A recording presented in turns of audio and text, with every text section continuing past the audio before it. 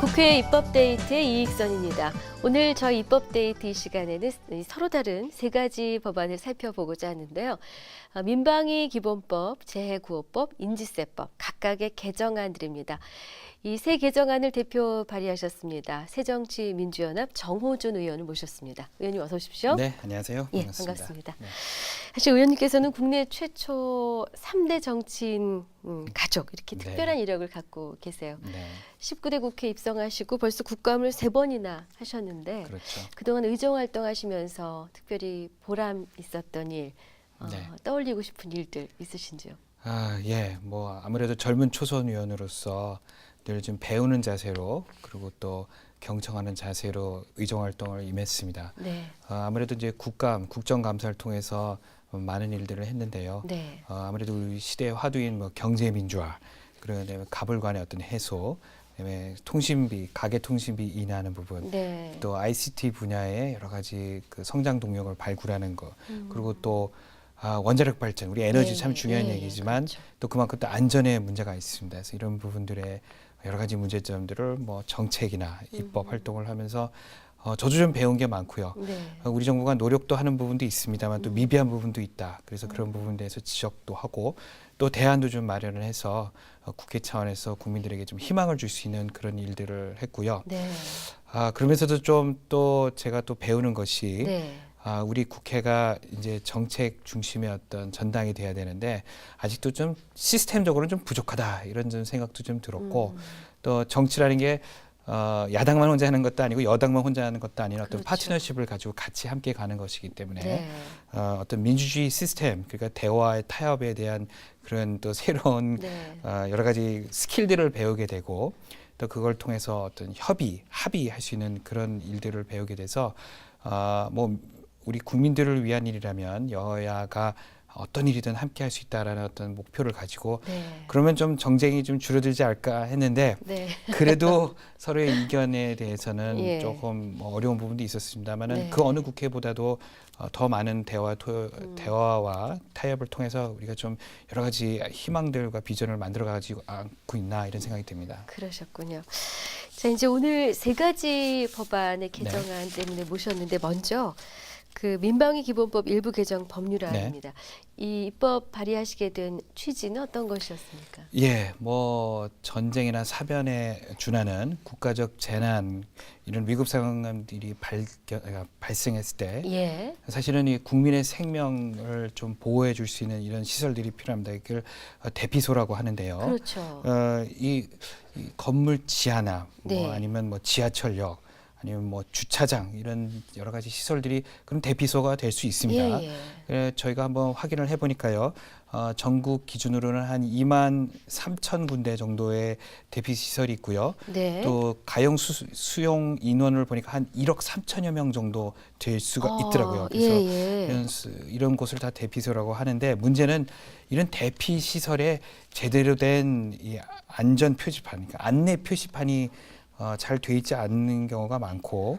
대피 시설은 있는데 그렇죠. 어떻게 이것을 가서 어디로 가야 쓸 수 되나? 있다. 이 표지판이 있는 데도 있고 네. 그리고 설사 있어도 이게 안전 대피소로 가는 건지에 대한 인지를 못하게끔 제대로 그리고 예를 들어서 전단지가 붙어 있다든지 그 위에. 훼손돼 있든지 예. 이런 경우가 굉장히 많았습니다. 네. 그래서 국민의 안전에 좀 심각한 우려가 되는 상황이기 때문에 국민의 재산, 생명을 보호하기 위해서는 가장 기초적인 일에 우리가 소홀하지 않아야 된다 이렇게 생각돼서 이번 개정안을 만들게 됐습니다. 네네.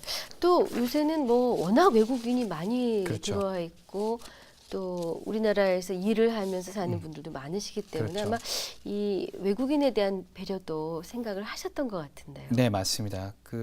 우리나라에는 거주하고 있는 외국인이 155만, 한 160만 가까이 되고요. 네. 또 관광객이 1년에 한 1,000만 명이 지금 우리나라를 찾고 있습니다. 네. 그런데 또 여러 가지 긴급 상황이 일어났을 때 뭐 우리 국내의 국민들도 당연히 대피하고 보호해야 되겠지만 그분들의 생명과 여러 가지를 보호해야 되는 차원에서 이걸 제대로 된 표지판들과 시설이 있어야 됩니다. 그런데 네.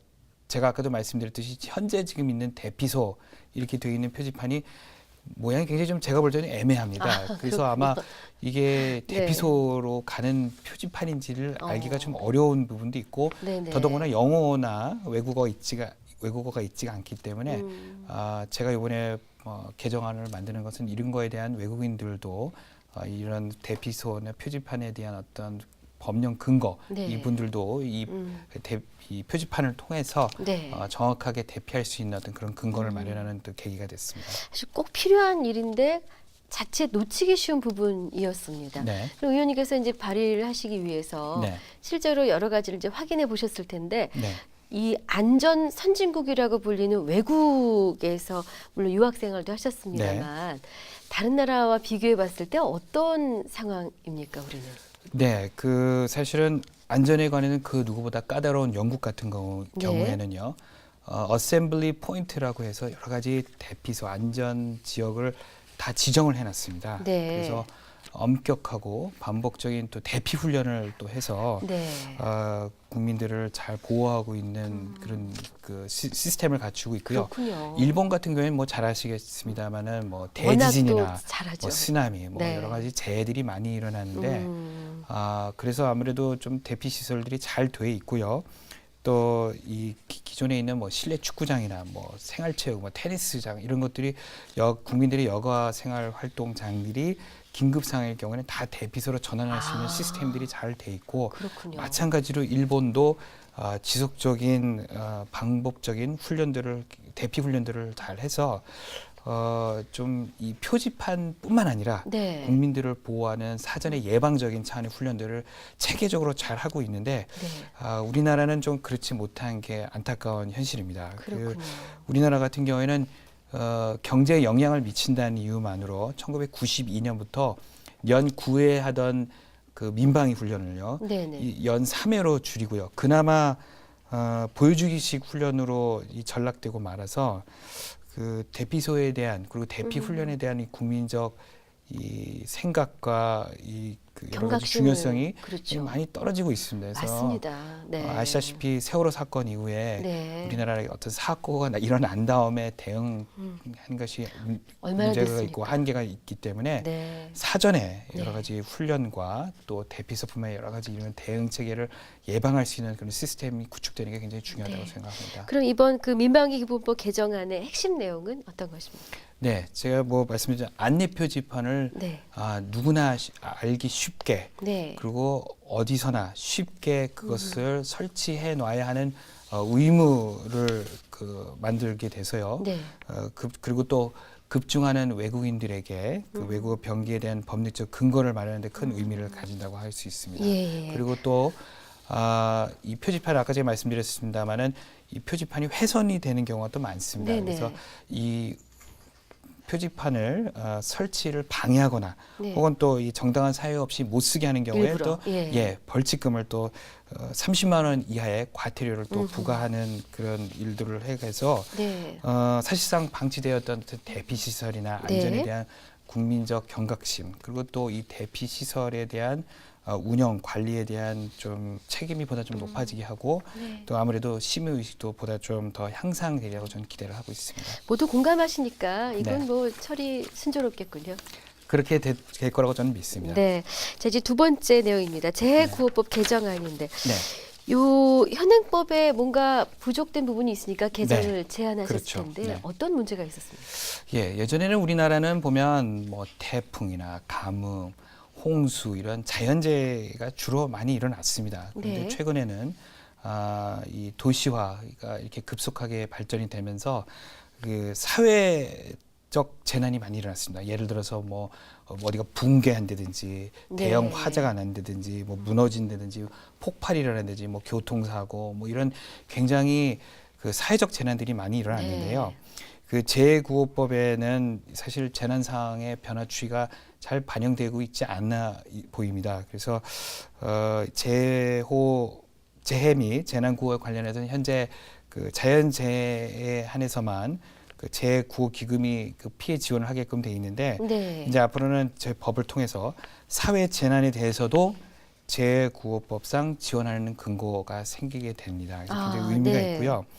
그래서 이 재해구호법 개정안은 사회 재난에 관해서도 이렇게 피해 지원이 제대로 이루어질 수 있는 이런 근거 조항을 마련하게 되는 의미가 있습니다. 하긴 이 재난의 형태가 많이 바뀌고 있다라는 거는 뭐 국민 여러분 모두가 네. 느끼시는 바인데 네. 이게 그동안에는 자연재해만 국한이 됐었군요. 그렇죠. 아하. 그럼 지금까지 뭐 예를 들어서 뭐 무슨 큰 폭발이 일어났다. 뭐 네. 엄청난 화재가 일어났다. 이랬을 때는 긴급 구호 이런 부분이 잘 이루어지지 않았었습니까? 잘 이루어지지 않았다까지는 아니지만 체계적으로 일어나지 못했습니다. 뭐 우리 세월호 사건 때도 봤습니다만은 네. 우왕좌왕하고 이게 종합적으로 대처하지 못했던 부분들이 있습니다. 그래서 네. 그 동안에는 이 정부에서는 이런 재해가 일어날 경우에는 그 특별 재난 지역이라고 그러죠. 그렇죠. 특별 예, 재난 예. 지역을 선포를 해서 이재명 지원이나 피해 수습을 해왔는데 사실은 그 절차가 그리고 요건이 굉장히 복잡하고 까다롭고 그래서 시간이 좀 많이 걸려서 맞습니다. 신속하게 대응을 못하고 예. 또 이재민들은 계속 뭔가 지원을 달라고 하고 수습을 해야 되는데 이게 법적인 거나 이 요건들을 찾는 것 때문에 굉장히 이게 신속하게 대응이 되지 못했던 맞습니다. 사실은 네. 어려운 점이 있었고 또 이게 매번 특별 재난 지역을 선포하면 중앙정부가 매번 나서는 것도 현실적으로 굉장히 어려움이 있습니다. 네. 그래서 사실 그동안에는 이 재난재해가 일어나면 그 지역의 지자체가 네. 그 대응을 하고 판단해서 자체적인 피해와 또 구호에 나섰던 게 실정인데요. 네. 뭐 예를 들어서 지난해 있었던 뭐 세월호 사건 아까도 말씀드렸습니다만은 그리고 또 왕십리 지하철 사고, 예, 예. 그다음에 의정부 아파트 화재 사고 이런 일들이 많이 일어났었는데요. 사실은 그 긴급 구호 자금이 집행되지 못해서 초기 대응이 굉장히 늦어서 여러 가지 혼란이 발생을 했었고 네. 그 피해를 입은 많은 분들이 거기에 대해서 문제 제기를 많이 했고 국민들도 많이 안타까워했는데 네. 이런 부분에 해당 근거 법률이 없었기 때문에 그런 긴급 구호 자금이 좀 들어갈 수 있는 이런 근거를 마련하게 돼서 굉장히 저도 의미 있는 법안 개정이라고 생각합니다. 그렇군요. 사실 피해를 입은 분의 입장이 되어 보면 네. 피해를 입은 것만으로도 엄청난 고통인데 네. 거기에 구호의 손길이 제때제때 와주지 않고 지연돼서 또 다른 불편을 겪고 네. 고통을 받는다면 참 이거는 형벌이죠. 그럼요. 예. 2번 죽이는 일이라고 말을 하죠. 그렇습니다. 사실은요. 그럼 개정안의 핵심 내용은 네. 지금 말씀하신 것들의 요약본일 텐데 예, 뭐 다시 한번 정리해 그래요. 주시면. 우선 사회 재난도 네. 자연 재난과 마찬가지로 지자체가 피해자에 대한 긴급 구호에 대한 의무를 적극적으로 맡아서 이행을 하고 또 그 필요한 재원, 네. 아까 말한 재구호기금을 통해서 이렇게 집행될 수 있는 근거를 네. 명문화했다는 것이 핵심이다. 그래서 사실은 통상적으로 이게 사회 재난이 일어났을 경우에 그 사고 원인이나 분석, 그다음에 책임 규명에 상당한 시간이 좀 필요했고 네. 또 혼란도 있었고 또 이 민사상, 형사상 그렇죠. 법적 공방도 일어나서 사실 피해자에 대한 여러 가지 그 구호나 지원이 이게 바로바로 되지 않는 여러 가지 네. 문제점이 있었는데 이 개정안이 좀 통과가 되면요. 네. 그 사회재난 아까 말씀 대형 화재나 붕괴, 폭발 이런 것에 대한 재난이 발생하는 지자체가 재구호기금을 바로 활용을 해서 바로 네. 최우선으로 피해 수습과 긴급하게 신속하게 이것을 대처할 수 있는 그런 근거가 된 것 같아서 굉장히 저한테는 의미 있는 법안이라고 저는 생각합니다. 문제는 돈인데요. 그렇죠. 재구호기금 조성은 어떻게 하실 계획이세요? 네, 그 기금은 사실은 다 지자체, 서울이면 서울, 네. 그리고 경기도면 경기 다 광역 자치단체에서 다 운영을 하고 있습니다. 네. 그래서 서울시 같은 경우에는 한 2,600억 이상의 이 기금이 이미 적립이 돼 있습니다. 그래서 각종 사회 재난 대처에 이미 필요한 만큼의 돈은 있습니다만은 네. 그 피해 지원과 대상의 규모를 그리고 이거에 대한 지급 기준을 좀 우선 정해야 되고 이 법안을 통해서 네. 그리고 지원 절차를 또 명확하게 또 만들어야 되고 그래서 그렇게 되면 이제 지자체에 대한 부담이 좀 어느 정도는 줄어들게 되는 것이죠. 네. 그리고 또 아무래도 각종 재난에 좀 효과적으로 대응할 수 있는 일이 될 거라고 저는 믿고요. 결국은 재구호 기금이 이러한 여러 가지 문제에 있어서 피해자들의 고통과 어려움을 신속하게 그리고 긴급 구호하는 방향으로 정해 나갈 것이라고 저는 생각됩니다. 네. 역시 처리 전망 밝게 보고 계십니까? 그렇게 봐야죠. 왜 그러냐면요. 저는 세월호 사건 이후에 우리 국민들이 아무래도 안전에 대한 여러 가지 필요성을 느끼고 맞습니다. 계시기 때문에 네. 이 부분에 있어서는 우리 국민들이 원래 원했던 일입니다. 아까 제가 서두에도 말씀드렸습니다마는 자연재해만 이것을 구호기금을 통해서 피해 보상을 해줬는데 이 법안을 통해서 여러 가지 지금 요즘 최근에 많은 사회 어떤 재난들도 다 정부가 빨리 대응할 수 있고 그렇죠. 또 피해를 보는 우리 국민들도 빨리 그 수습이 될 수 있기 때문에 네. 저는 뭐 당연히 우리 뭐 여야 할 것 없이 많은 네. 의원들이 이 부분에 동의해서 할 수 있을 거라고 저는 기대하고 있습니다. 네. 좋은 결과 기대하면서 오늘 마지막 다뤄볼 인지세법 개정안 가보겠습니다. 사소해 보이지만 또 아주 중요한 민생 법안으로 들었는데요. 네. 이 법 취지와 핵심 내용을 함께 말씀해 주시죠. 그럴게요. 네. 사실은 우리 국민들이 많은 세금을 내고 있는데 네. 본인들이 잘 인식하지 못하고 내는 세금 중에 하나가 인지세라는 게 있습니다. 인지세는 뭐냐면 은행이나 예를 들어서 금융기관에서 대출을 할 때 그 대출에 대한 뭐 여러 가지 서류를 만들거나 뭐 예를 들어서 광어권, 어업권 그러면 뭐 우리 소위 말해서 자동차 운전면허증을 할 때도 인지세 그걸 얻기 위한 세금을 냅니다. 특히 이 대출을 받을 때는 참 어려운 상황에서 돈을 빌리는 일인데 이게 어떤 세금 소위 말해서 자기가 어떤 소득을 위해서 하는 것이 아니라 빚을 얻는 일인데 거기다까지 또 세금을 무는 것에 대해서는 이 과세형평상 좀 맞지 않다 이런 생각이 들어서 이런 부분에 있어서 좀 인지세를 좀 없애야 되지 않나 이런 생각이 들어서 이런 부분에 제가 뭐 발의를 하게끔 됐고요. 우리 당에서도 이것은 제일 중요한 우리 법안 중에 하나다. 우리 경제 서민들을 위한 법안이다 해서 우리 당론으로도 정해져 있는 법안입니다. 그러니까 인지세, 과세 여러 분야 중에서 대출에 관해서는 이것을 면제해자. 그것이 이제 핵심 내용이겠군요. 그렇죠. 네, 그 금융기관에서 이제 돈을 빌릴 때 대출 명목으로 세금을 더 내야 하는 것도 사실 굉장히 이거는 아까 말씀하셔서 그렇구나 했지 그 동안에는 있어도 당연히 그런 줄 알고 그냥 했지 않겠습니까? 맞습니다.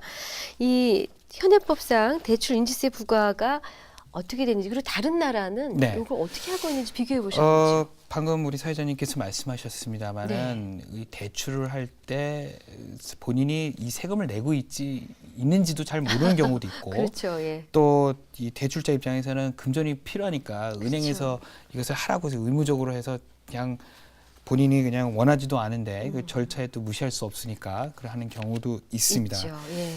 그리고 현재는 이 대출을 할 경우에 한 4천만 원 미만일 경우에는 사실은 비과세를 하고 있습니다만은 5천만 원 이상일 때는 한 4만 원, 1억 원 이상일 때는 뭐 7만 원, 뭐 10억 이상일 때는 15만 원, 그다음에 10억 이상일 경우에는 35만 원의 그 인지세를 부과하고 있고요.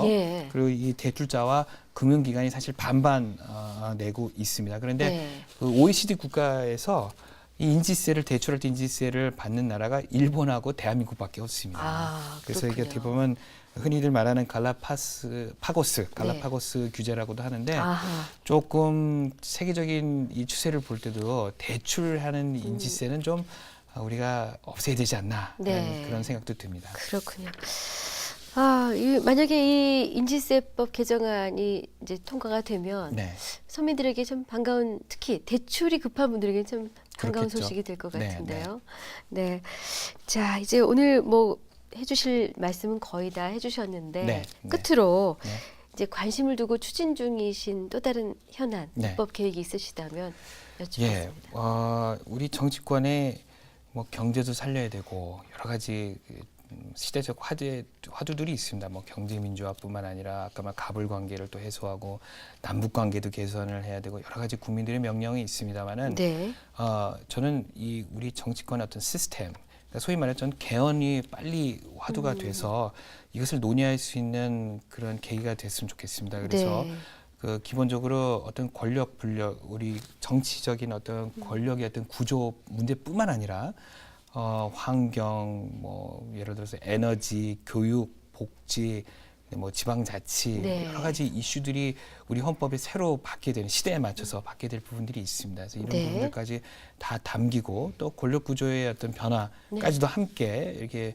봐서 그런 부분들이 결국 우리 국민들의 어떤 민생, 뭐 정치의 변화가 곧 저는 경제의 변화다 이렇게 생각하기 때문에 그런 부분에 좀 변화됐으면 좋겠다 하는 말하고요. 마지막으로 저희 지역구의 현안이 있습니다. 예. 국립의료원 이전 문제 때문에 사실 우리 중구민들이 많이 고민을 하고 안타까워 했었는데 네네. 이런 부분이 지금 서울시하고 복지부가 합의를 해서 새로운 병원을 짓기로 했습니다. 네. 그래서 이전은 하고 네, 이전을 다시? 하고 그 자리에 네. 서울시가 운영하는 복지부가 국비를 들여서 병원을 새로 짓고 네. 그 대신 운영은 서울시가 하는데 이게 이제 만들기 위해서는 국비가 투입이 돼야 됩니다. 그래서 제가 국회에서 예결위에 있으니까 네네. 반드시 국비가 잘 투입이 돼서 네. 완공을 해서 우리 중구민들의 어떤 의료복지, 네. 노인분들이나 서민들이 갈 수 있는 공공병원이니까 네. 이게 반드시 완공될 수 있도록 저도 또 노력을 하겠다 말씀드리겠습니다. 저도 한때 중구민이었는데요. 그러세요? 예, 국립의료원이 가는 기능, 네. 특히 도심 서민들 아까도 말씀 주셨지만 공공병원으로서 특히나 또 형편이 여의치 않으신 분들이 근접한 네. 위치에서 많이 활용하실 수 있기 때문에 꼭 있어야 되는 그럼요. 병원이거든요. 네. 좋은 결과가 있으셨으면 네, 좋겠습니다. 노력하겠습니다. 나와주셔서 감사합니다. 네, 고맙습니다. 국회 입법데이트, 오늘은 새정치민주연합 정호준 의원과 함께했습니다. 시청해주신 여러분 고맙습니다.